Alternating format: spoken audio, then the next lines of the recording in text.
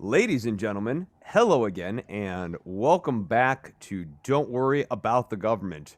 For people on the Patreon side, no, there is not going to be a Raw Dogs side to this episode because this episode's really about one topic, and Brian and I don't really need to pregame or discuss it all that much. We saw it on our televisions yesterday, and that is the riot on the Capitol done by supporters of Donald Trump because they have been led over the last 2 months since the election because Donald Trump has at no point in 2020 conceded the 2020 election.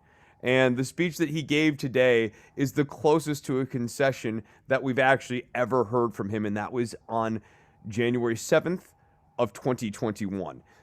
Because Donald Trump would not concede the election, because Donald Trump and his attorneys were attempting to litigate the election all the way up to January 6th here, because a phone call was released this weekend of Donald Trump calling the Georgia State Board and just saying in the most classic mob bossy way, I just need you to find the 11,000 votes. I just need 11,037 votes, please. Because of all of that, we had a riot on the Capitol, resulting in destruction of property on the Capitol, including in the chambers of Congress. It's not about how you feel about any of the holders of those positions. It's about how you feel about the idea of a government that would administer things like Medicare for all, and that administers things like Social Security, and that is trying to take care of all of us during the pandemic. They went into Congress and smashed up property because they have been led to believe over the last 9 weeks that there's a secret loophole that the vice president, if the election's really bad and they're a Republican, they have a secret loophole where on January 6th of the following year, they can select the president. And that the founding fathers, in their infinite wisdom, created this loophole for the vice president to wriggle his way through. And because of that belief, and because of people like Josh Hawley, and of course Ted Cruz, and Tommy Tuberville, and Christine Hyde Pierce, and really like a raft of others. The sedition caucus in the House that was 140 strong just a couple of days ago. Because of all these people letting credence to it, there was a riot on the Capitol of right wingers. And 4 people are dead as a result of that riot. And that's what we're here to talk about. And so I didn't really need to pregame with Brian about that. And I think we've now set up the topic. So, Brian, top line thoughts about what the hell you saw on your TV screen yesterday. Whew. Um, I think uh, this is the point where uh, it definitely reached a new level. I felt a new level of owning the fear, the potential fear that Trump could possibly get out of me. I feel like he got a new level of fear out of me, just based on how this all went down with the speech uh, before the uh, riot. Is it a riot? Is that what we're or I consider it to be a riot. I don't. okay? I guess I don't know how you couldn't. Right? Like, it's not I've a heard group of reasonable insurrection. people. Oh, I feel like, I like, here's the thing.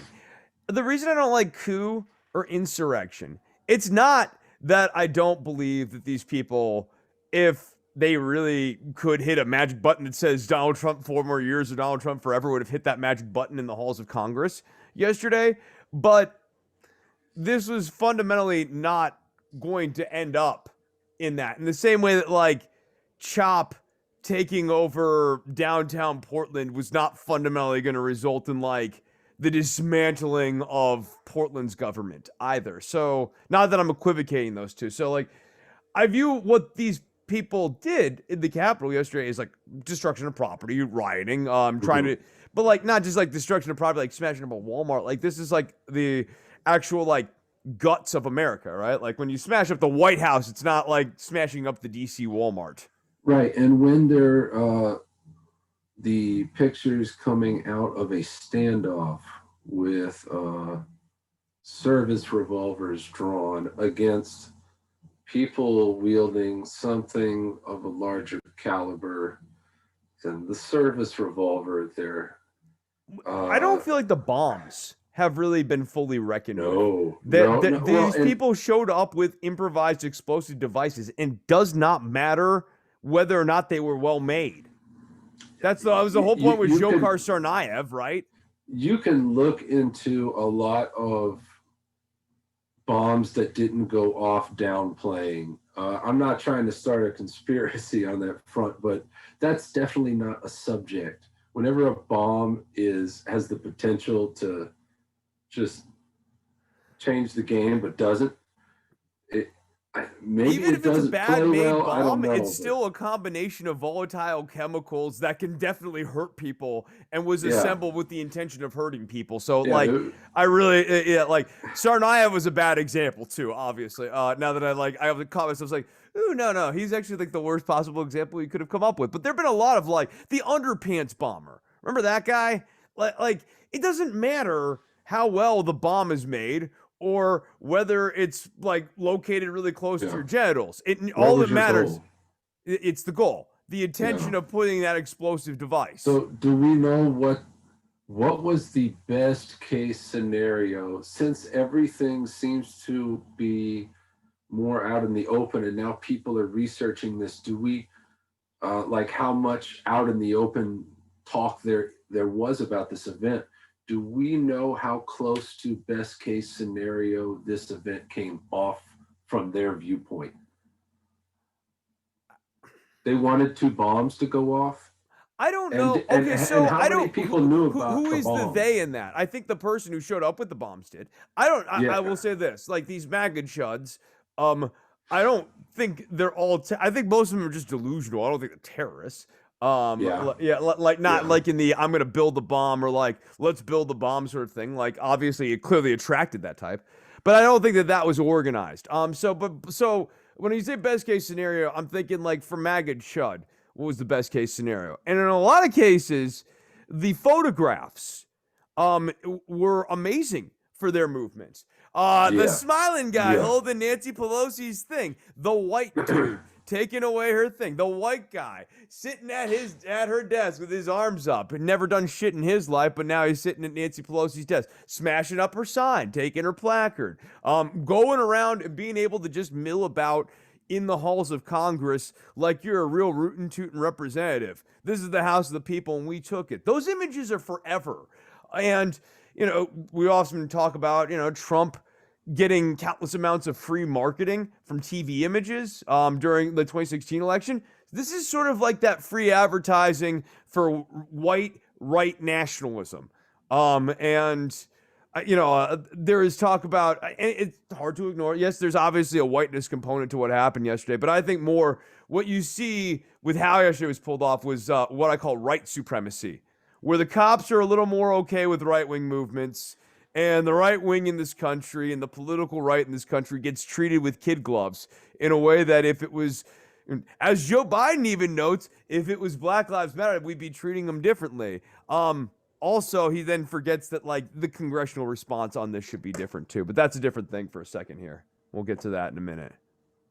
Yeah, it did spook me when I heard talk about not only how many of the Capitol Police were injured, and what. How about the stuff about them turning down additional help too that started to come out? Yeah, there's a real interesting question of where was the failure to police at, and I want to reserve big judgment on that until it's clear where the breakdown was, but it's obvious there was a breakdown right now. That's why I was saying I don't know if the malice was, oh, let's let them in there, the right wingers, or if the malice was, hey, don't tell the cops that our people are going to come in such huge numbers. Those two different groups of agency there. Yeah. Yeah. Hmm.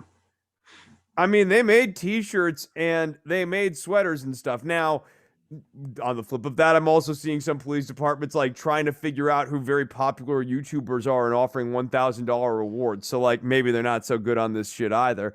Um, and they did print out T-shirts and stuff, but it does make me wonder if maybe there was bad information or conflicting information. And certainly, I brought up Chop here a minute ago. Again, I don't want to equivocate these two, but it's an interesting lens in some ways to look at this. Think about Trump's response to Chop and how it's like, we'll send out the National Guard, we're going to mobilize this, I'd love to do it. And then extended into all of his public statements, where he's like, we got to crush them. They were going to get back law and order. There will be peace in our cities. Whereas when he's come out and delivered any of his speeches, other than the one that got deleted by Twitter, it's all been like a wounded dog where he's like, and we need to go back and we need to bring peace and remember we great accomplishments and like he's not into this at all. There's a big tonal difference here and a big mobilization of resources difference. I mean, remember when he mobilized the friggin' troops on the church? Right when he wanted to go and hold the Bible upside down. Yeah. Yep. Yeah. Like, so, I mean, I'm willing to definitely, I'll go wherever the evidence ends up going. It's not like the cops are people I immediately give a benefit of the doubt to, but it is notable to me how there are other recent police military style events that Trump has had his hands on. And yesterday he was acting like what name so, or more, what name so? We love you. We love you.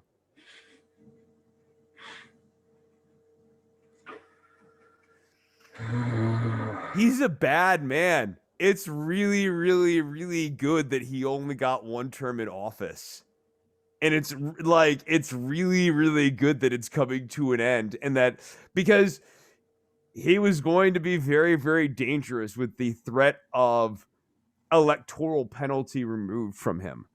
Because you obviously don't make this move at the end of 2 terms. Well, if you're a normal, dang it! He would. That's what my argument here is that the entire second term would be not this level of crazy balls because like they're disaffected and they're pissed off, but like he's gonna act with impunity because he doesn't believe, rightly so, that the Republicans have any real way of checking him. They're all fucking scared of him.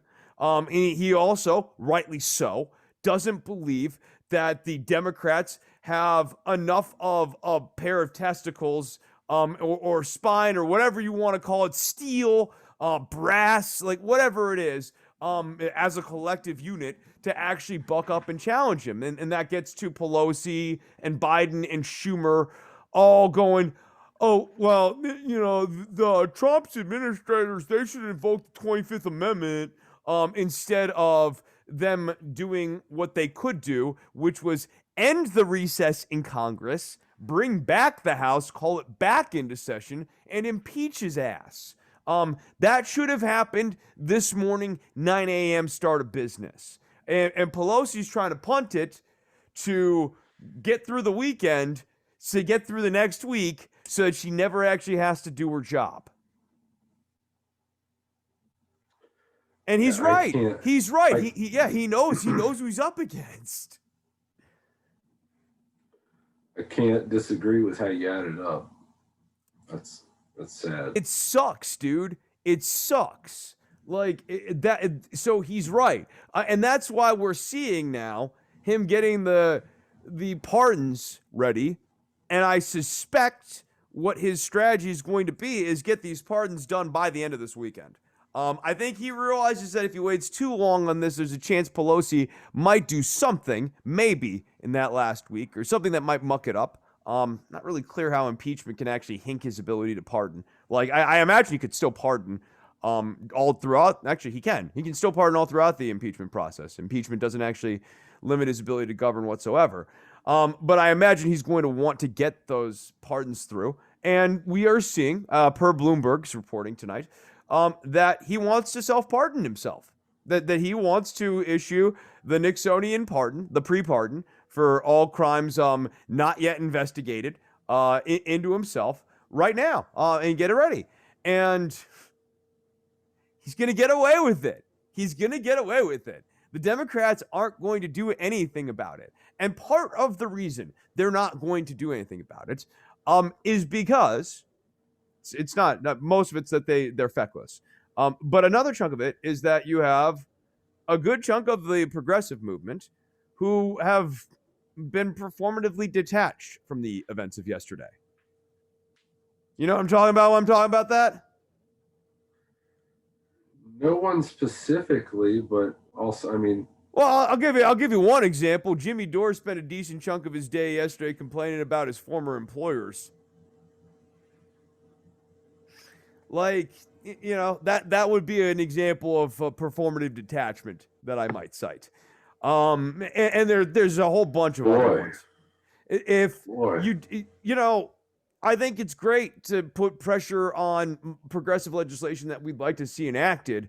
But if we want to show that we're the more serious of the two caucuses inside of the Democratic caucus, it should be frothing rage that the Democrats are so spineless on this. He should be impeached. Yeah. And they should be yelling it the loudest of anyone. No, it's been the MO since the moment he was impeachable. There's Nancy Pelosi saying he's just not worth it. And then there has been, going back to impeachment, you brought them up, when people were complaining, oh, Pelosi and the Democrats need to get down to the business of the people. Remember that? Oh, they need to focus on the real issues. I remember watching Crystal Ball and Sagar and Jetty talking about how impeachment was a distraction from the real issues. They were wrong. Impeachment was not a distraction.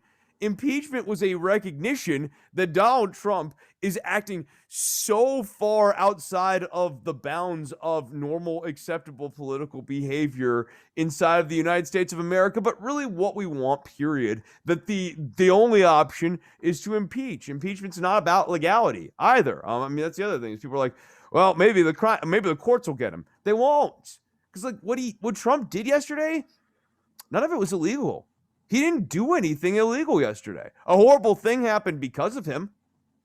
An awful, despicable thing happened because of things that he did that he could have singularly stopped. But like, you know, whenever you look at the trolley problem, it's never like at the end of the trolley problem, now that guy's going to get tried on trial, right? Like we just sort of, the trolley's the killer in this one. Not that this is an excuse for Pelosi, but the way I would see Pelosi adding this up, she says either I can educate the public on why impeachment doesn't lead to removal, and I can double down on my own efforts to do so and go through with the impeachment where it's valid, or I can just sit this one out and Trump's going to change the subject in 24 to 36 hours anyway. The most genius thing he did today in his little statement was ensure that he'd be out on the 20th, because I think it ensures that, one, Lindsey Graham would be like, well, I don't really think anything additional is necessary, which is exactly what he did. And then Nancy Pelosi and the Democrats will go back to their disposition of he's just not worth it. It's only 13 more days. We'll get through it. It's only 326 hours or whatever we're at now. We're going to count it down, and it's not worth it. But it fucking is. It absolutely 100% is. Well, I think yesterday, watching the hearings and some of the members continue to advocate for protesting the election, I believe in the Senate there were 8 who remained. I can't remember. There were originally 13. At the end of it, and it was turned seven. to- Seven. Okay. It 7 remained after all of that. Is the way Yes. I don't want to So- I don't want to be like, oh, they ebbed away. No. 7 went through all of that and we're like, nope, bitter ending this pitch. So I think at that moment is when you could really take the temperature of where the center in politics is right now. Let's look at the fears that both polarized camps are presenting you. One of which is socialism leads to communism. It's a direct link, obviously, and electing anyone who embodies socialism means that you're going to immediately have a socialist regime, and this is in no way transactional.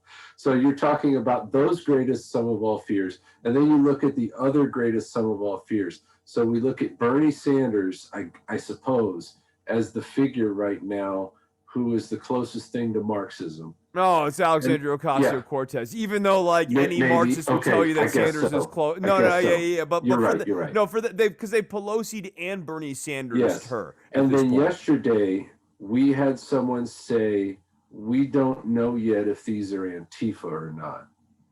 So that's where they are. And when that ends, they're gonna go to CHOP. That's part, like, why did I have that on my brain? Because I was thinking about this earlier. Because I saw Britt Hume already and Mo Brooks and Paul Gosser and a bunch of Republicans already getting into the, well, we don't know if maybe Antifa infiltrated us. Like, Antifa came out there not in masks to hang out with all y'all.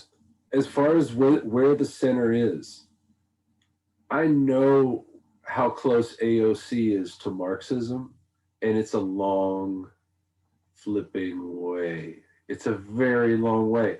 But I look how far away those the 140 were. Representatives and the 7 senators were at the end of yesterday. Yeah. I look at how close that is to QAnon, deep state, reptilians. Some of them are QAnon, right? Marjorie Taylor Greene. Yeah. Overtly, like, here's right AOC there. and Marxism. Here's Marjorie Taylor Greene and QAnon, and this is a scale because this is an overlap. They are. That's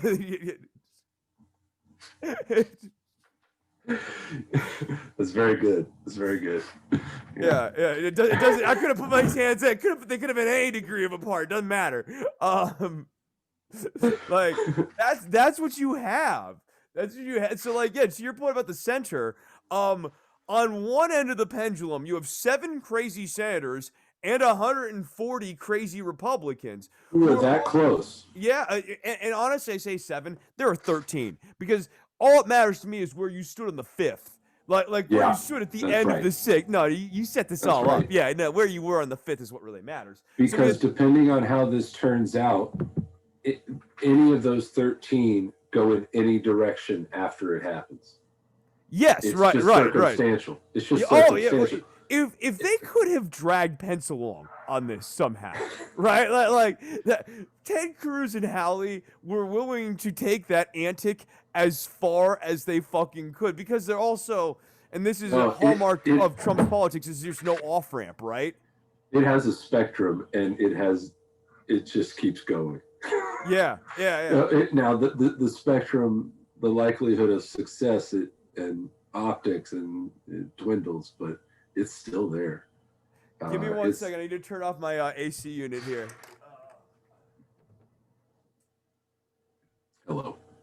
I feel like some people wouldn't care, but I am definitely like one of these people where if I'm listening to a podcast and I hear the vent or whatever, it drives me crazy. And while I like this setup up here, it's cozy and everything. The one downside of it is I'm like right underneath the vent, so if I got that bad boy on, it's on.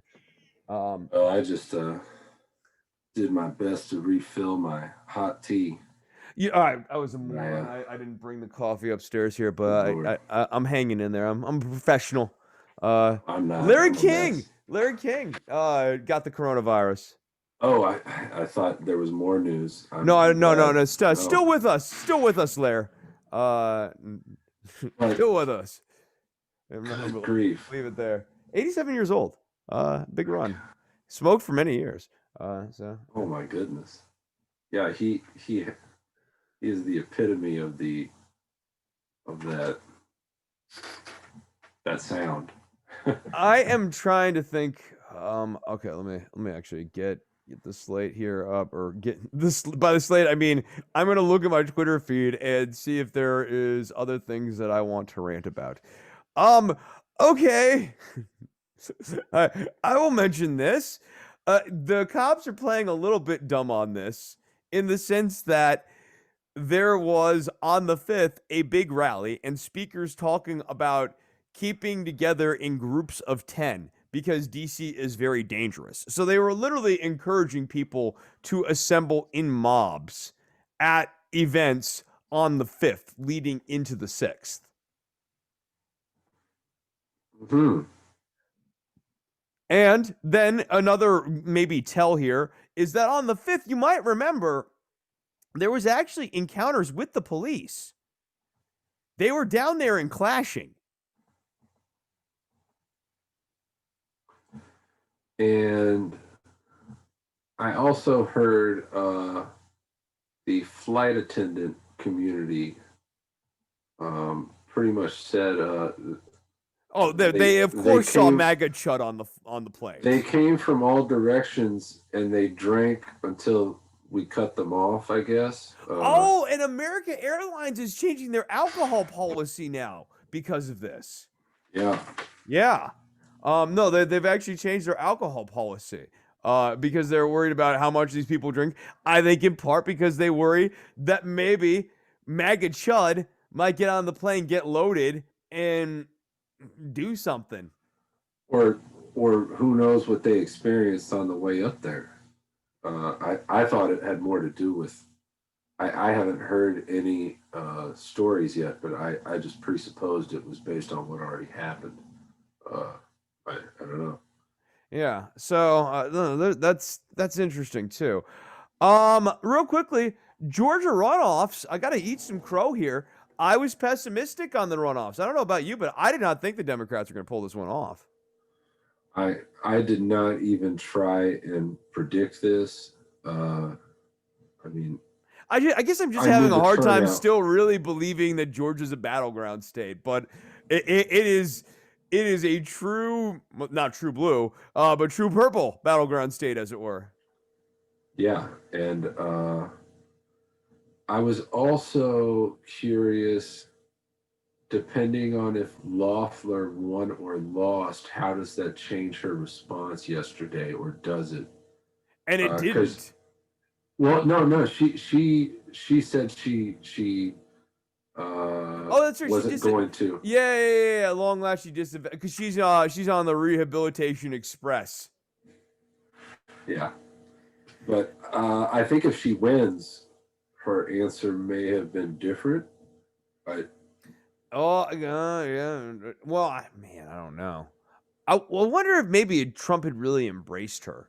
If like maybe part of it is that Trump didn't really seem to give a shit about her because he didn't like what her. what do you think about this morning? I forget her name, but the wife of Mitch McConnell, Oh, Elaine uh, Chao. she left.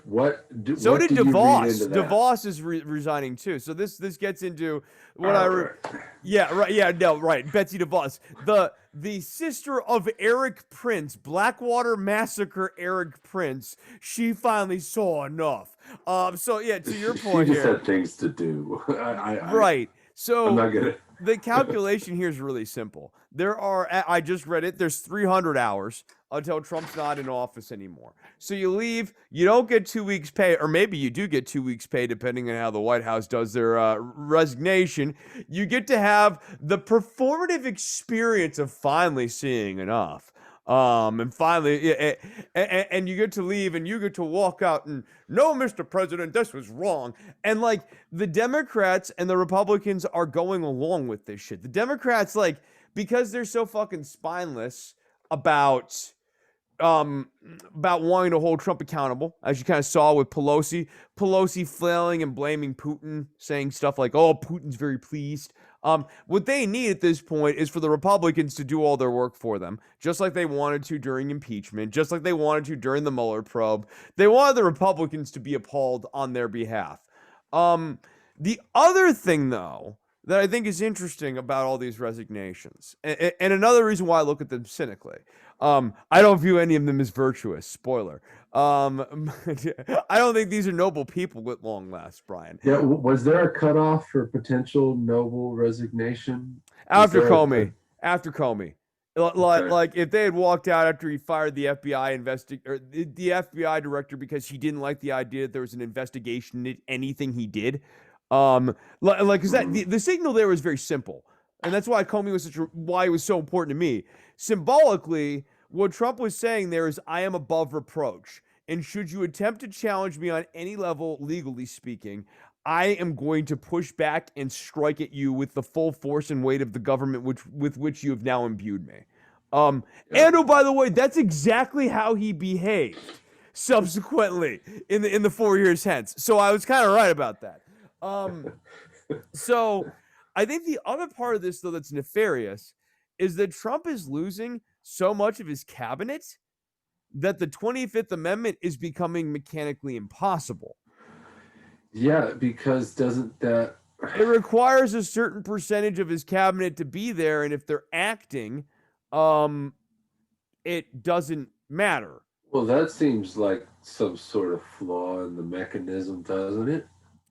There can only Because be so many O-rings on the rocket ship, right? Like right. the first O-ring is theoretically the American people aren't going to vote for the Looney Tune clown. The second O-ring is that theoretically, if the American people elect the Looney Tune clown, the founding fathers were skeptical about the public, right? And so they created the Electoral College system for many reasons. But one of its functions was supposed to be, oh my God, if you elect Daffy Duck, how about we stop you from doing that by putting someone reasonable in place? O-ring number 3 is the congressional branch. They're imbued with a series of checks and balances with which they can check the government. O-ring number 4 is and so, like, we have now blown past so many of these O-rings. I'm going to stop rattling them off, but you get the idea, right? Like, you can play this game for a long time.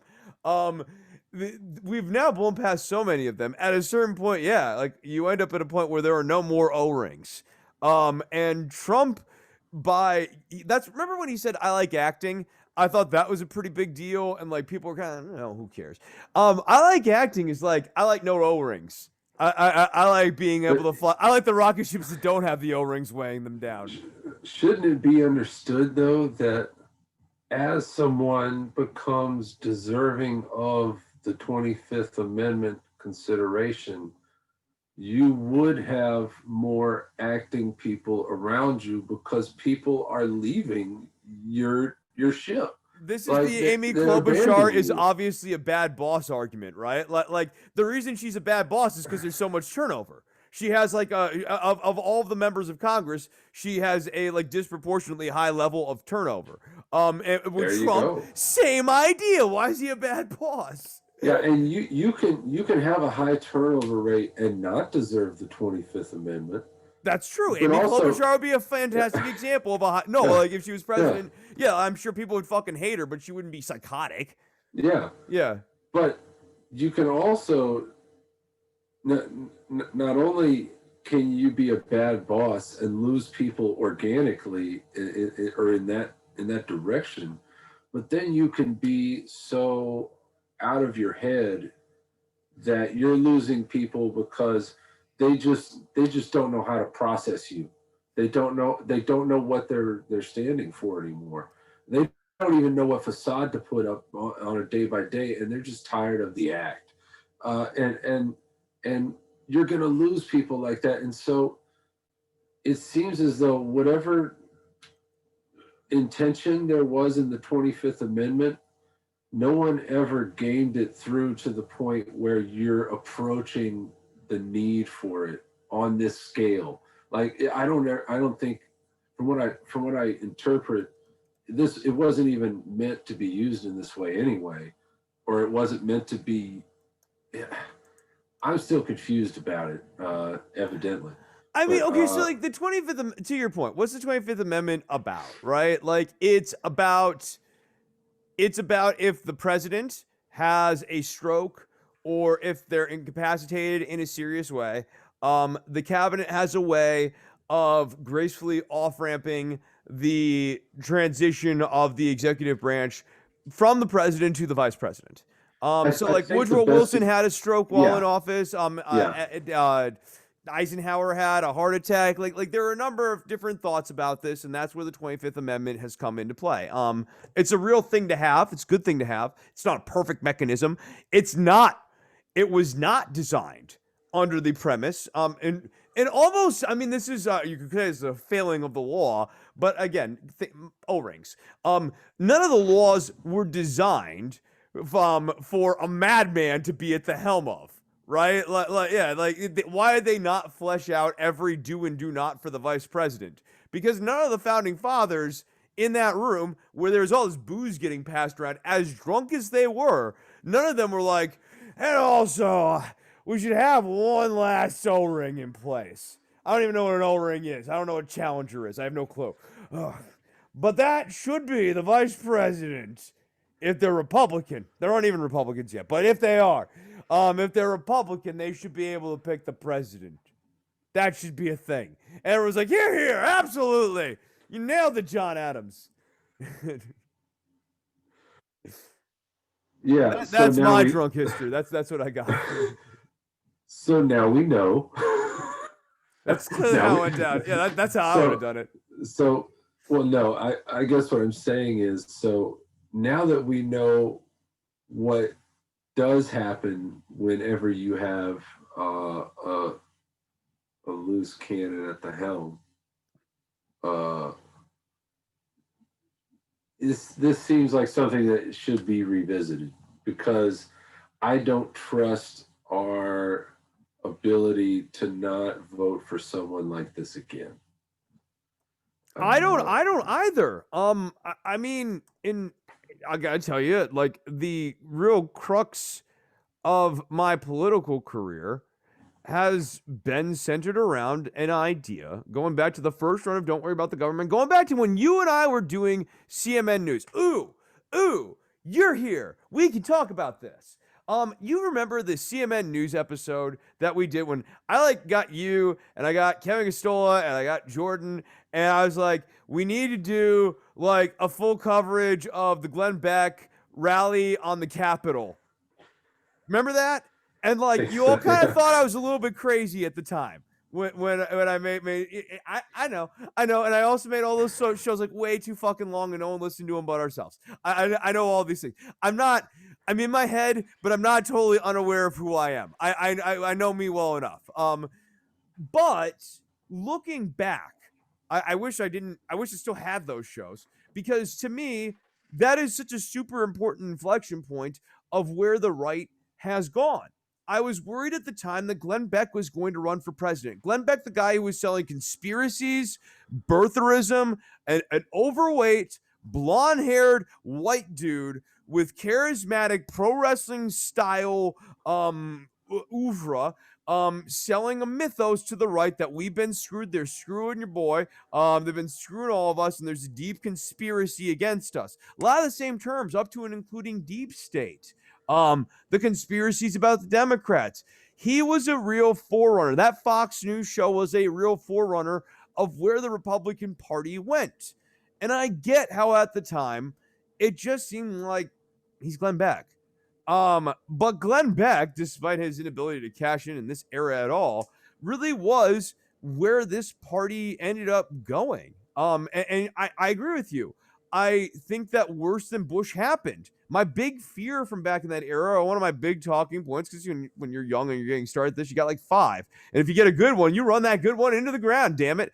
One of mine was, we're going to get worse than Bush. And I'm worried that Obama's not doing enough because we're eventually going to get worse than Bush. And I eventually gave it up because I felt like I was getting tired. But the reality is, it was right. We got worse than Bush. And Obama's inability to realize that worse could happen. Obama's tag team buddy, Joe Biden, was right there alongside him saying, I can work with him, Jack. Don't worry, pal. And this is part of the reason why I didn't support him. Joe Biden and Obama didn't take it seriously. And we now have worse than Bush. We have Trump. And I'm with you, dude.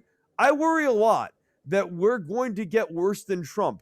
I think he's going to run again. I know there are a lot of people and guests on this show and people I like, and I love you guys, and reasonable people can disagree on this. I'm just saying, hear me now on this one and hear me now. Don't even have to apologize to me on this one later. He's not done. It will not stop.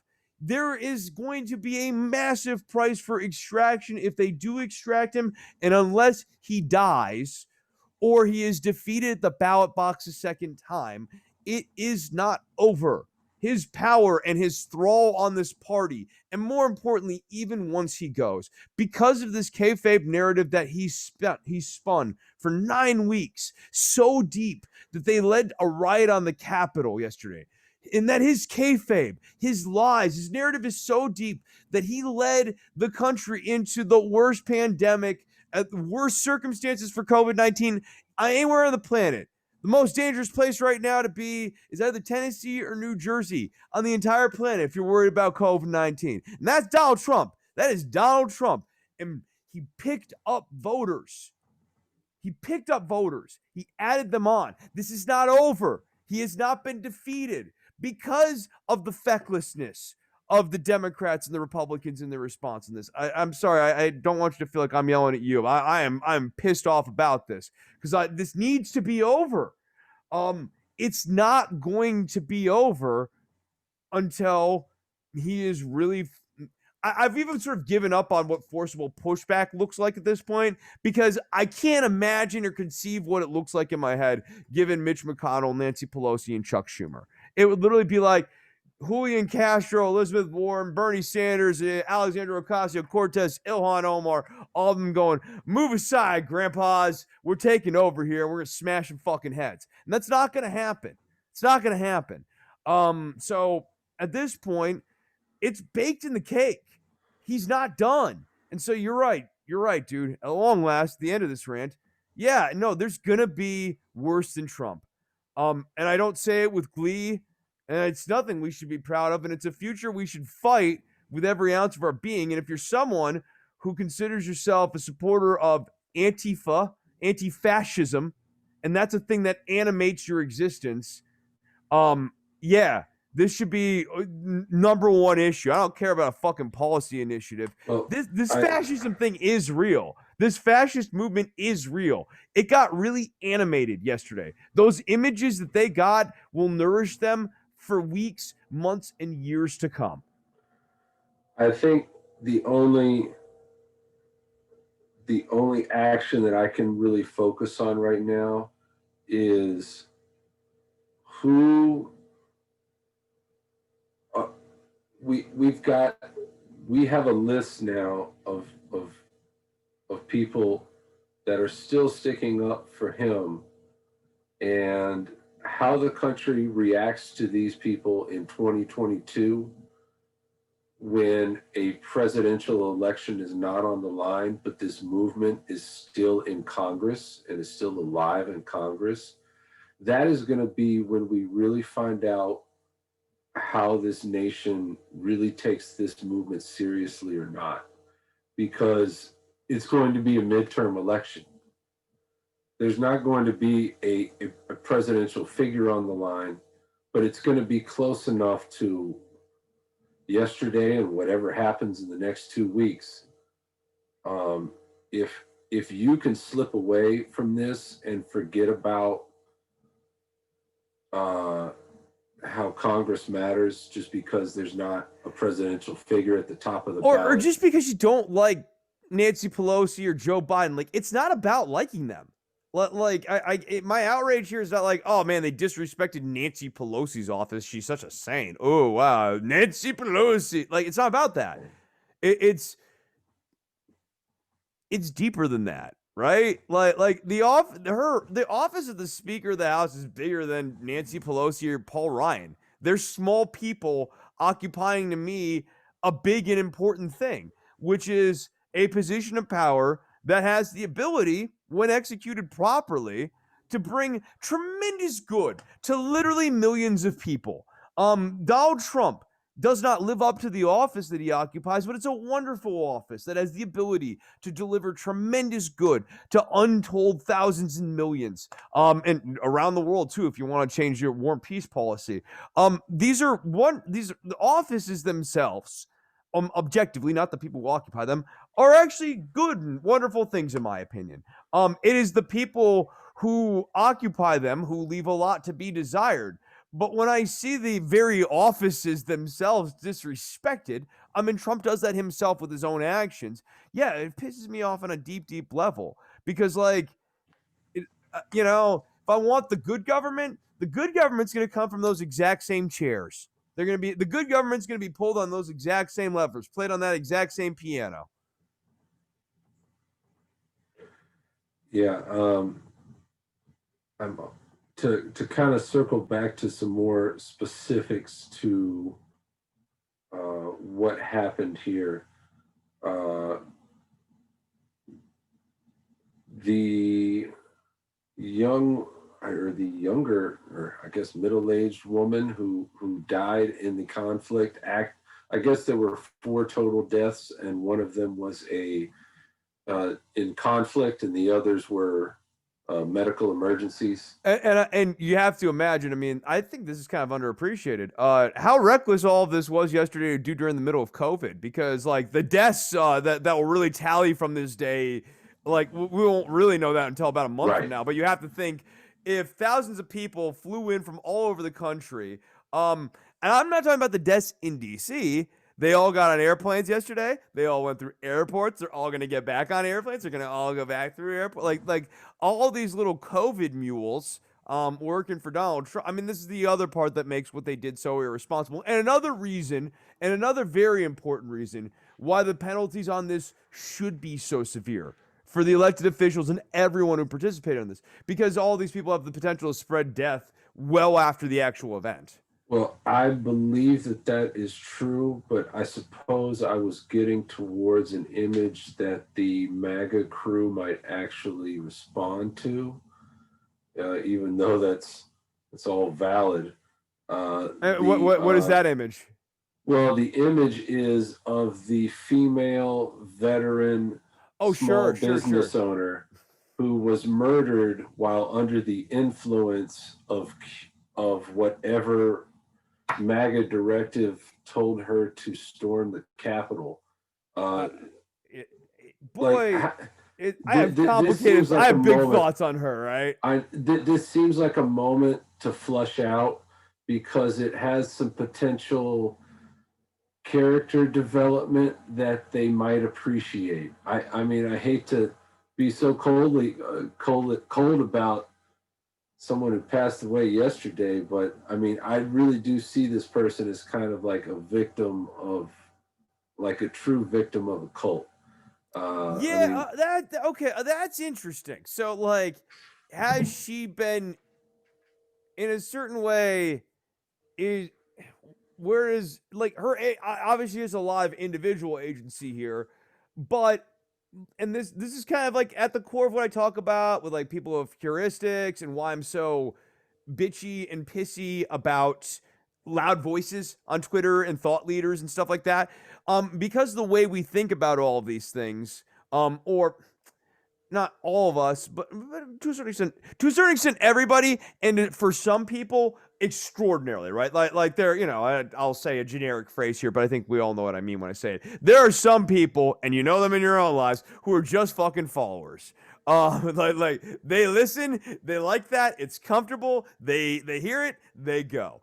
QAnon has a real appeal to people who are just fucking followers. And to a certain extent, this woman has been led astray. Now, some of that is Trump. Some of that is Hallie. And that's like the other reason, like, in order for this illusion to really work, it cannot merely just exist with Nick Fuentes and Baked Alaska and MAGA Chud and all of the, cat shit or whatever that person's name is. Yeah, like cat anus. Like all of those people. It requires amplification by members of Congress and by Trump and by Trump friendly press. And it got all of that in a serious way. It got Josh Hawley giving him the fist. It got Rudy Giuliani saying trial by combat the morning of. Trial by combat the morning of. You want some more stupid shit from the morning of? I know you do. I know you do. I'm not. I got so much. Wasn't Joe there a Biden. Don Jr. moment? No, The this is morning this is of? I gotta be fair and balanced, as you know. It's important to me. Joe Biden also said stupid stuff the morning of. Joe Biden said, "This is the morning of after the past 4 years. After the past 4 years, Jack. After the election, after today's election certification proceedings, it's time to turn the page. The American people demand action and they want unity, and I'm more optimistic than I ever have been that we can deliver both." Like 5 hours after that, it's smash the Capitol stuff. Like, Yeah. yeah, no, it is What is this delusional shit. also based on how out in the open this was and how underprepared the Capitol security was? What does this say about uh, how prepared you can be with uh, just keeping your pulse on social media? I mean, look at the government response to the George Floyd protests. Look at the DC police response to the George Floyd protests. I mean, like that's the other part of it, right? Like the undersize of the resistance by the cops yesterday is startling. Obviously, we're also now seeing. I say obviously. In addition, we are also now seeing images and videos that appear. I don't think they're edited, but I'm just going to say that appear to be a little safe here. That appear like the cops were more or less cool, copacetic. There's some of the cops. Some of them are beating the shit out of them. Good for them. In this case, but others were taking pictures with MAGA Chud and all those losers. Including inside of the rotunda in the Capitol. And there's also stuff that sort of looks like the cops let them in. And I hope Yeah, that gets looked into too. I had to presume when I saw that footage, and I think we saw the same footage there, that there was something I didn't understand about communication, or that I know. I don't. I think like look. I'm a guy who's pretty goddamn cynical about cops, but something about that one doesn't wash right with me, and I know that I don't actually I can say this just as a blanket statement about the left and center. Our side's gotten a lot more comfortable with narrative versus fact, and not letting a fact or factual reality get in the way of a snappy little narrative. But here's another. I don't have a source for this, but a little anecdote that I heard that occurred was the Capitol Police were telling people to put your guns down, and the people responded, "No, it's okay. We're peacefully protesting." Like it seemed as though they had a packaged response or a canned response to, like, no, we can continue with our guns through the Capitol, and you'll just Jedi mind trick your way through the Capitol Police. Like, I don't know exactly where. And they sort of did. Like Yeah. they just kind of like they had the guns, and this is the crazy thing. So like in DC specifically, guns are illegal. So I actually MAGA Chud should have been getting arrested left and right for armed carry because like I'll give you an example. Actually, I'll give you a really good example. Going back to that same time window from 2012, the kind of early run, Chris was taking over the helmet. Don't worry about the government at that point. And I did a series of interviews with actually just had the guy on from the last show. Joe Drilling was one of them. I was interviewing a whole bunch of different libertarians. I interviewed Joe Drilling. I interviewed Joe Steigerwall. I wanted to make sure that not every libertarian was named Joe, so I interviewed Kathy Reisenwitz. And then I also interviewed Adam Kokesh from Adam versus the Man. He's probably the most well known of all of those names, although Kathy and Joe. Actually, all the other three of them are really cool people, and they're quality follows, and I think they have really interesting things to say. And they're like, yeah, I hate saying one of the good ones, but they're all cool people. They're good people. But Adam Kokesh, a little bit more on that armed carry thing. The week after I interviewed Adam Kokesh, he ended up doing a little bit of time in jail for carrying guns on the Capitol. I don't know if you remember this, but he led a protest on the Capitol, and then him and his people got arrested and carried off. Yeah. So point being, if you want to talk about creep, and if you want to talk about like the Overton window, and like the pendulum and all that shit, 12 years ago, or I'm sorry, 8 years ago, I'm not that old. 8 years ago, you get arrested on the Capitol. Now, yeah, there's some arrests and stuff after the fact. They got all the way into the halls. They're in Pelosi's chair, in McConnell's seat, in her office. Kokesh couldn't have ever pulled that off. And so like that's another breakdown, right? Like they showed up with enough guns that the cops, who twice turned down additional forces and additional backup, let us not forget that here. They turned down a whole bunch of backup, but yeah, they were surrounded first. You like Go. You're all into Go. You like the board game Go. This is Mr. AlphaGo here. They did a little bit of a Go play.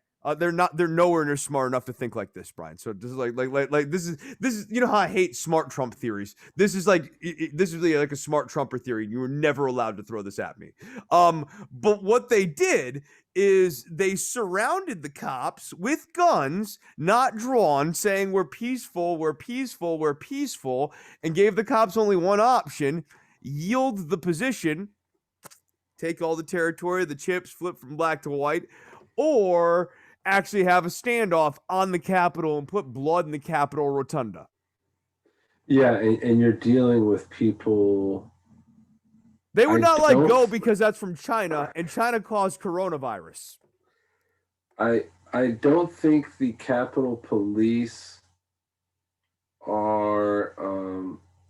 This isn't like a Secret Service level position where you have to show an advanced capability throughout and have a pedigree of sorts, and you don't. I think this is a position. I don't know. I'd be interested to find out what the qualifications are to become Capitol Police. Capitol Police. I bet you. I don't know. My gut would say that it's probably above average difficulty level police department to get in. But I also don't. Well, I don't know that. I don't. I like, and DC seems like one of those jurisdictions that's super complicated because of the interplay of all these different federal authority and like local and stuff. And like, I could see how they could have a communications breakdown. What I have a really hard time seeing is how they have a failure to get manpower. If you remember, and this is like an underreported, and I don't know that we ever got a satisfactory answer of this. During the George Floyd protests, there were actually unmarked cops, like uniformed dudes, and we never figured out where they were from, augmenting and supporting the police forces on the Capitol steps. They are actually getting photographed on the steps. And they had guns, and they looked military or something. We never figured out where they were from. And at least not that I recall. And it certainly was not as big of a story as them being on there. That was interesting too. So, but also further evidence that like, if they wanted to do something, they could have. And last but not least, I know I'm bitching about the Democrats and the Republicans. The person who could have stopped this at any point, who's like always the person who could have stopped it, and it's almost so obvious now you forget about it, is Donald Trump. Donald Trump could have stopped this. He could have actually done the right thing and been like, "Don't riot. It's wrong. like only like actually said it with conviction instead of what he did yesterday, his little Trump toddler thing where he's like, you need to go home. But it was a completely fraudulent election, and we love what you're doing. But the media will smear you if you don't go home. So you should go home because the media lies about us. And this was a fraudulent election taken from you. You are right to do this, but it's time to go home. Yeah, like he did that. And it works pretty good. I'm getting my Trump impression now because it's gonna. I feel like I'm not gonna be able to use it here nearly as much in the coming year, and like I worked on it over the last 4 years. It's not bad. It's not good, but it's not bad, and that's really enough for me. For you. Yeah, for me. It feels good when I'm doing it. It's like a pentatonic scale that I won't stop playing. All right. I was gonna bounce to something there. Last thought of the cops here. I do think lawmakers are going to use this to justify putting more cops in the Capitol, and I basically think defund and decommodify and all that stuff dead in the water for right now. I think it's going to put more surveillance on the Capitol. It might actually defund the police by funding the surveillance state. And Pelosi actually was saying, too, that she wants every convening of Congress to be treated as a national security event, which will further criminalize protesting of Congress, which should be completely legal and you definitely 100% should be able to do. So another reason why I'm like, fuck MAGA Chud is because MAGA Chud's actually making it harder for real people. Like, for example, Addie Barkin and the Medicare for All activists who went up and occupied the Capitol Rotunda. If Nancy Pelosi gets her wish and it's treated as a national security event, is Addie Barkin the guy dying of ALS? Is he now a terrorist when he's there in the Capitol? I don't want that. But all MAGA Chud did was make that easier. I think we now have a good connection here to some of the MAGA base. Whenever you say that there are elements of Antifa in the Black Lives Matter movement that do not embody the entire movement, you can now look to this storming of the Capitol, and there are people who have been followers of Trump who recognize that this is too far, and you can connect them to like, look, there is an element of your crew who has now gone further than you would ever be willing to go. Can you now make a connection maybe between how sometimes the loudest people end up saying too much on behalf of the movement? Maybe you all can, like, whether or not either side is correct in the other interpretation, I feel like there has to be a moment of recognition that like this was a part of the alt-right movement that not everyone is condoning, and that is some people there has to be a condemnation of this. Yeah. You know what's crazy about this is in order to quote unquote save conservatism from this shit, it doesn't actually require them abandoning any of their valued conservative principles. You don't have to get rid of God. You don't have to get rid of guns. You don't have to get rid of blowing up Muslims with drones and tanks and going to war overseas and wanting a war with North Korea. You don't have to jettison any of the stuff that makes conservatives or neocons conservatives and neocons. You just have to nut the fuck up and stand up to Nick Fuentes and Milo Yiannopoulos and Steve Bannon and these guys who don't actually represent anything about conservatism beyond an overt embrace of like the worst, most racist and most like evil and self-serving elements of conservatism. But you can still have the whole package at the end of it. You can still have the less of the welfare state. You like this is the thing that I think frustrates me the most with my friends who are not they are not Trump supporters, but they're anti-Trump people. Because it's not a real position. Because at the end of the day, the anti-Trump people are people that like the Lincoln. Some of them are Lincoln Project. Some of them are just like Bill Kristol and Bulwark types or whatever. And like they want conservatism at the end of the day. What they fundamentally are endeavoring on is still a conservative project. One that seeks to, enable the military, reveres cops, wants people to go to church, doesn't like abortion, is not in favor of Medicare for all, does not want to expand public education. I can keep rattling down the list of conservative things that these conservatives really want. They just don't want. If you subtract all of that, what's Nick Fuentes and Milo Yiannopoulos? Overt bigotry. Not even subtle bigotry. Subtle bigotry you can still keep. That's always been part of the Republican oeuvre. You could say that's part of all political oeuvre in some way, right? But particularly the Republican one. Like they want to get, all they have to do, Brian, is nut up and stand up against overt bigotry.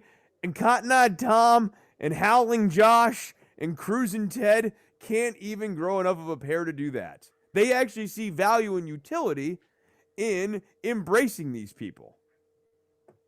So among the people who changed their minds yesterday, how many of them first had to check with someone to see how this is likely going to go down with their district before they, or with their state before they change their mind? And how many of them changed their mind?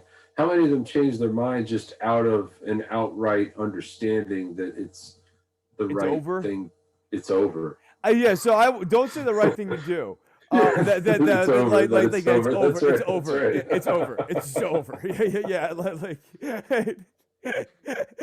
the right thing to do is that we're way.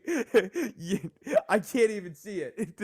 It's the wall behind me at this point. It's over. It's over.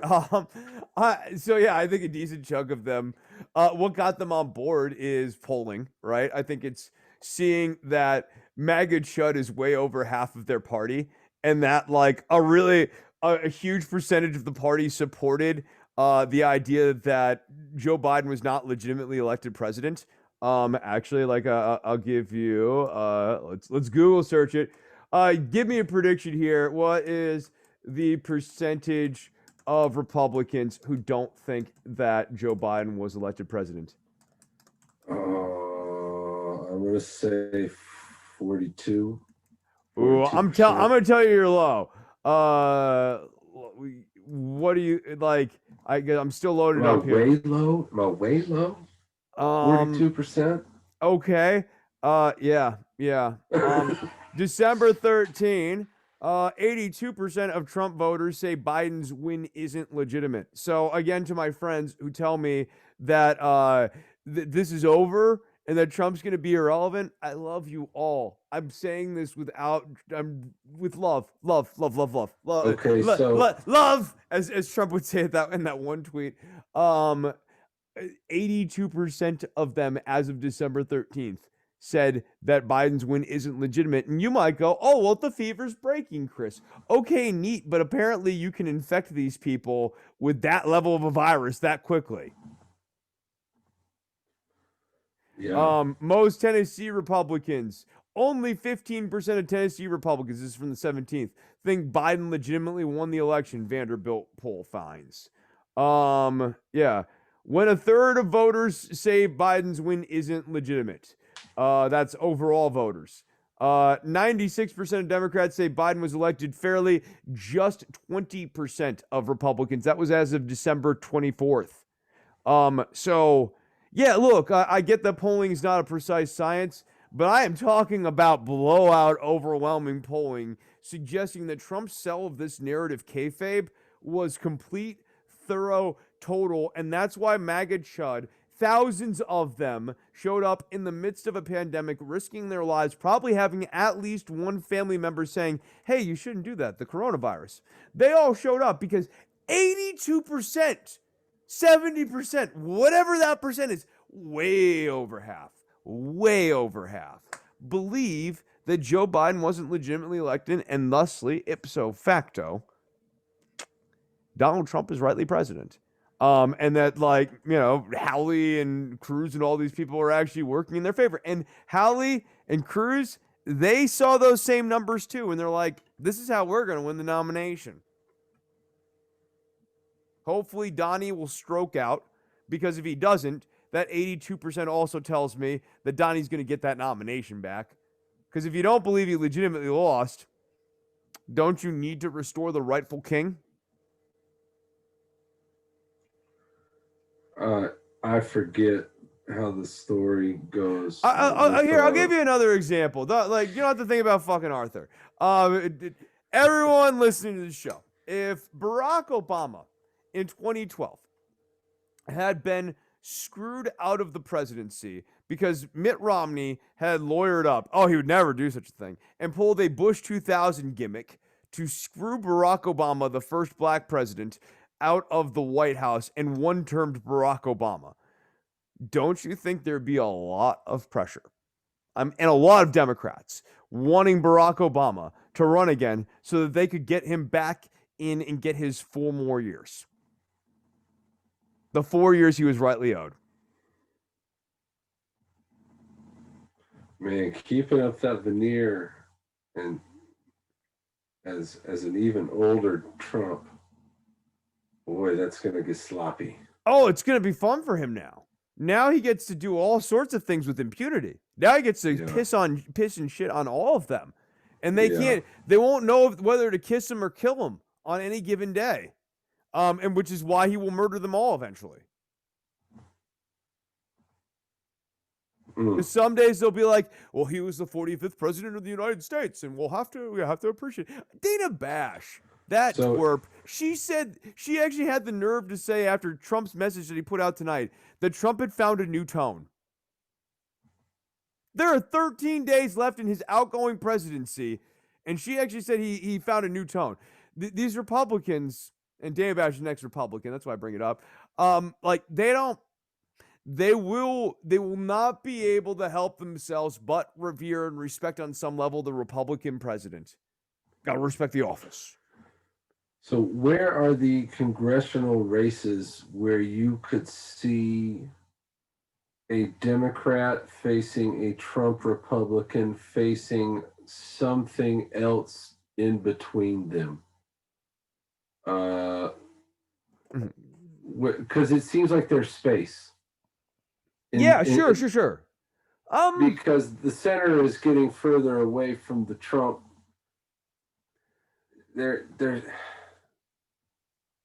I mean, it's interesting too, because if you're the Democratic Party strategically, you might like more Angus King Democrats.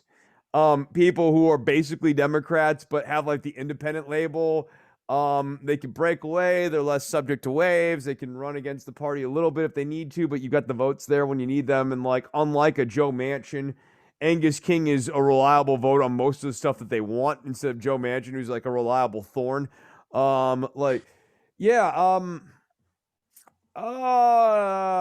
Utah, I suppose, if Romney and other Mormons wanted to make a Mormon party, outside of the Republican Party, they basically could and set up a power base in Utah, and they will win elections. I mean, they've got the money, they've got the infrastructure, they help set up the friggin' state. Mormons could be the moderate force in the country if they wanted to be, which is a weird thing to say, and a weird place for Mormonism to go. But yeah, politically speaking, they're well positioned. Nebraska, maybe, because Nebraska's kind of like, one, Nebraska's had Democrats in the past. Two, Nebraska does kind of like to go its own way in certain ways. And then, I don't know, I'd have to look at an electoral college map and really think about it. And like, it's kind of pointless at this point. There is room for an Andrew Yang type of centrist. There's not like room for like a People's Party.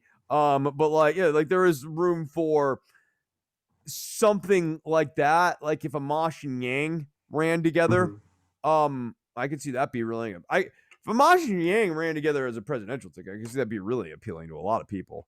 I, I don't know if Amash would put up with Yang. why not? They're I both don't Gen know. Xers. He's Maj is sort of like like a late millennial, but like they're about the same age. I can't recall exactly where I see their politics not aligning. Uh, I think Maj is even coming around on UBI. But all right, anyway, yeah, no, we're definitely getting sidetracked here at this point. woo. I just want to see, is there anything else I want to hit? No, we talked about his video. Oh, we need to talk about the pardons. We need to talk about the pardons.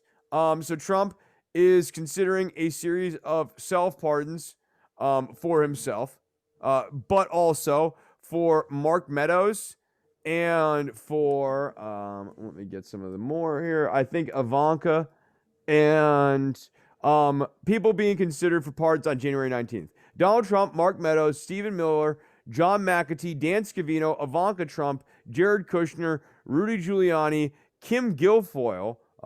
This is Eric's wife. Lil Wayne. Oh my, that's the first time I saw that one. Wait, what? Lil Wayne, the rapper. What's he in trouble for? Murdering guitars because that man can't play. Little Wayne with his little thumb rock crap. Rock. He did this shit. He should be going to fucking The Hague for what he did to a guitar back in the day. And he shouldn't be getting a fucking pardon.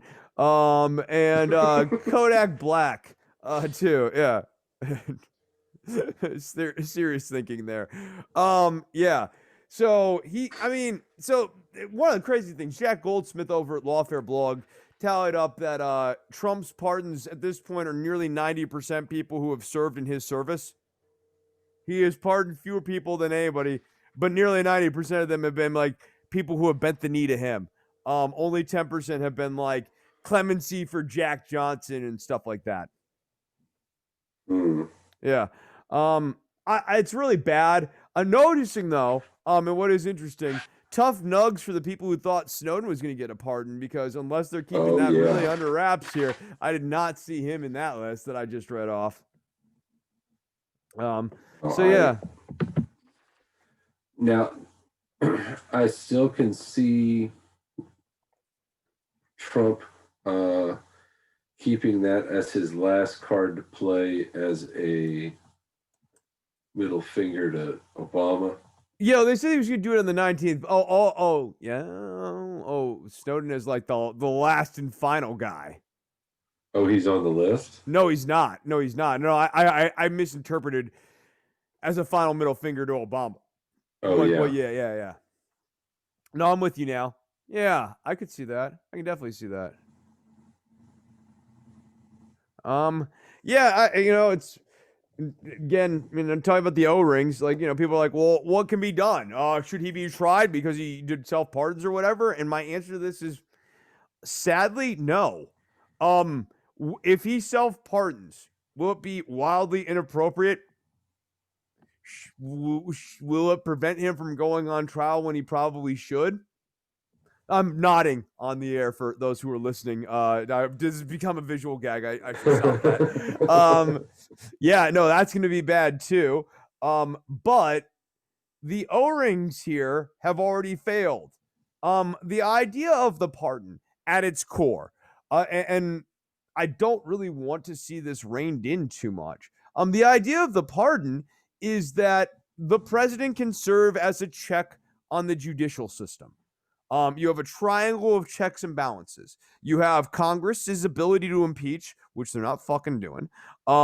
You have the judicial review, and they oversee the impeachment trial. And they can also determine whether laws are constitutional or not constitutional. So, the judiciary branch has a lot of teeth.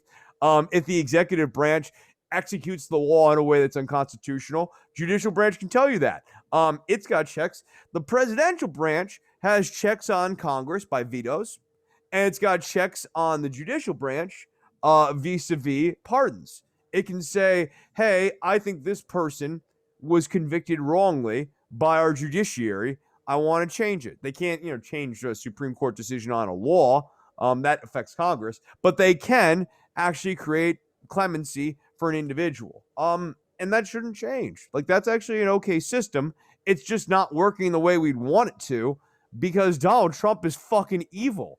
And this is why the character of people matters. And conservatives, ironically, used to argue character counts when they were running against Clinton. But like they was disingenuous, but they're not wrong. It does count. It really does matter because you can get a president who Obama didn't do this, should have. You can get a president who comes in and issues like a blanket pardon for everyone who has, smoked weed and is in jail for it right now. Even smaller offenses, like he can issue federal pardons on that level, and really kind of change the federal judiciary, do great things. Or you can do what Trump's doing, which is have all your buddies run interference for you so that you can break laws, and then pardon them after the fact, like he did with Roger Stone, like he did with Paul Manafort, like he's going to do with himself, like he's going to do with Rudy Giuliani, like he's going to do for his daughter to make sure she never faces any legal ramifications. I mean, it's pretty gross. And this is like, I don't, I'm preaching to the choir here. Like the entire show is the choir at this point. This is why he's been such a bad president. It has so much less to do with conservatism than it does to do with character. And his impulses at the very core are America is not people. It's not the Constitution. It's not a series of processes that interact and interplay with another. It's not a series of rituals. It's not the things that unify us together and all that stuff. It is real estate. It is property.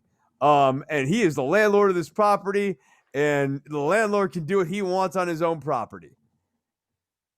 Makes some sense. Very feudal kind of guy. Likes feuds. Any final thoughts here as we close out our discussion on, is this the worst? All right. Is this the worst thing Trump's presidency has yielded? Like, was yesterday the single worst day of his presidency?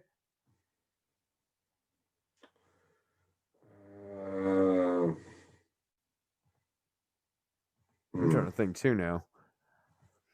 Charlottesville. No. Charlottesville.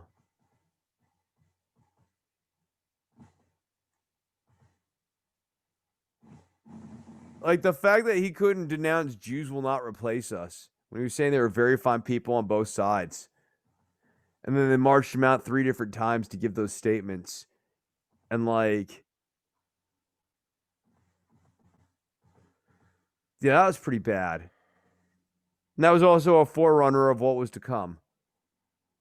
Any other ones come to mind for you?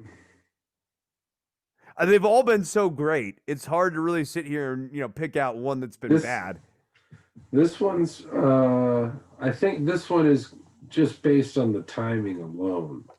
This is going to be the one that hits home with people. The visuals, man. Fucking weird woolly mammoth man fucking standing with his little hate tattoos, little small boy fucking standing in the House of Representatives. Like, if that guy doesn't go and do 5 years in the clink, I know I'm supposed to be soft on, no, but like, this isn't going to stop until people like this face real penalties.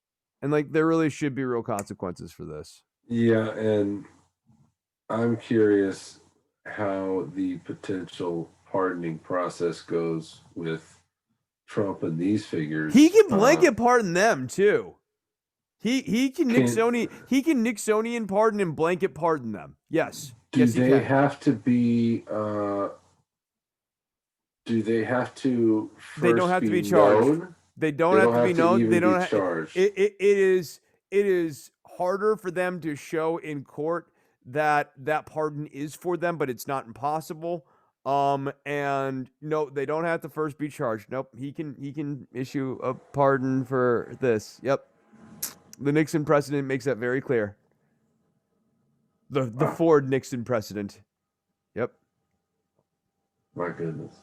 Yeah. Okay, no, it's super important to keep like these kind of wolves out from this power ever again. Is there, I think I asked you this question a couple of years ago, and now that we're here, we're closer to it being a potential. Is there a Frost Nixon moment that we might have one day, or is that ever going to be possible? Oh yeah, no, he Frost Nixon. You'll have Frost Nixon 1, Frost Nixon 2, Frost Nixon 3. He But won't stop. He's not gonna. yeah, but Yeah, he's not gonna stop. is the Frost element going to win the way Frost won and Did Frost Jonathan Nixon? Swan win? He had a great interview with Donald Trump. He made that guy look like an absolute fucking jackass. And it was by purely asking questions, fair ass questions, because Donald Trump is a jackass. Did Jonathan Swan win? Yeah, I see where you're going. I wish he was just gonna go away. I wish So it were that I simple, get people, the but like answer it's not. is no, it's not. because you could eventually corner Nixon. Yeah, Nixon rhetorically. sunsetted himself ultimately. Yeah, Yeah, you know. and there's no that pathway. And also, when the president does it, it's not illegal. Brian, this is a guy who ran for office on I could shoot a man on Fifth Avenue and not lose a supporter. I guess I'm looking for there to be some sort of cultural processing of this, and I don't think they're like my mom 4 years ago told me after Trump's election, sort of optimistically, I love her, but she's sometimes just an optimist on some of this stuff, a little bit of a naive optimist. She goes, well, maybe this will expose some of the failings and flaws in our governmental system, and that will lead to positive reforms. And I was like, Ma, you're gonna be right about the first half and wrong about the second. And yeah. I love my mom. I can't stress it enough. I really do love my mother, but that was when she said that, I was like, Ma, come on now. I'm also, I guess this is my final thought here. I am still baffled. I grew up in Texas. I think the difference between you and I, Chris, is well, I spent the 80s and the 90s in Texas. I don't know how much of the 90s you spent in. None. Okay. None. I didn't get here until 2000. When did the Mavericks? 2006. It was the Mavericks' first run at the playoffs. Yep. I like your timeline. Yeah. Your Mavericks-inspired timeline. So I guess what I'm getting at is I remember people in my life who were full-throated towards Ann Richards, and now those same people are still clinging on to Trump. And to know that those are the same people over the course of 40 years, now Ann Richards was a cult of personality, and there were probably some followers of Ann Richards, just like there were followers that we're talking about. Every politician is going to have that. Yeah, for sure. Yeah. But to know, like, in the name of what?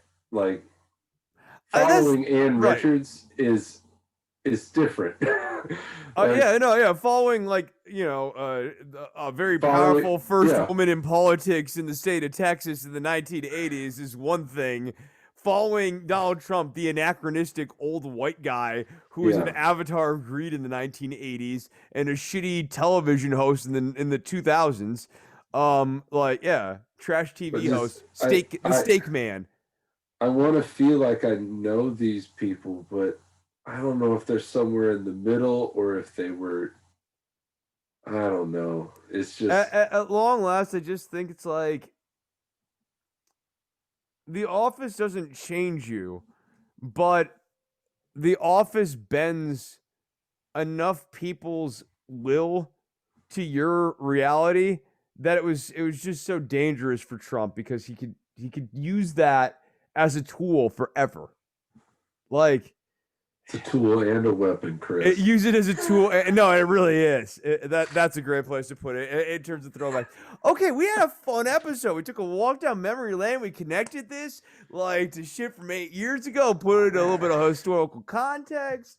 Talked about I don't think we covered. We talked about the pardons. I forgot that in the last episode. We got it all covered. Brian, where can people find you on Twitter? At Postman Retweets or at Postman RTs.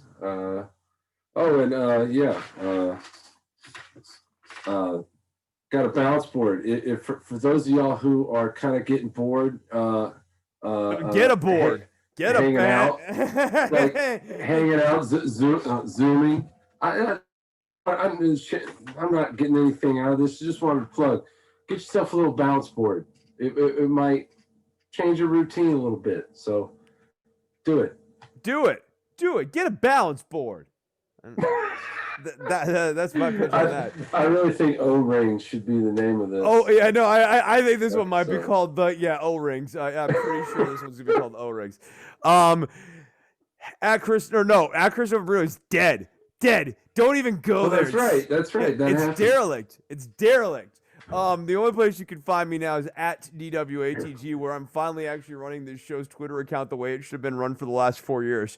And it's true. I can only really manage one account at a time, and I'm finally actually doing it. Patreon.com/DWATG is where you can find the show. There are going to be some video clips if you're a free sider. There'll be some video clips from this, some video clips from the Joe drilling episode. I'll probably find a clip. I'm gonna try to put up a clip from each episode if you want to just freestyle it up. I'm gonna try to tape more videos here in the new year. I'm making a lot of commitments here in the new year, and I'm just making sure I'm trying to cover them all. But I do need more videos. We did the Zoom thing. The Zoom thing is going all right, so that's cool. All right, that's it. At DWATG, patreon.com/DWATG, paypal.me/DWATG, hashtag Chris and OV. Those are the places if you want to support the show. If you sign up there for $1 a show, I'll make sure you get all the premium content, all the videos, all that stuff, anything you want. Old episodes by request as well. At higher tiers, you can get music composed for you. I try to make it a pretty generous package for your $1 a show. I appreciate people supporting the show. That's really all I ask. If everyone did that, I'd be off to the races. So $1 a show over at patreon.com/DWATG. That's it. Bye.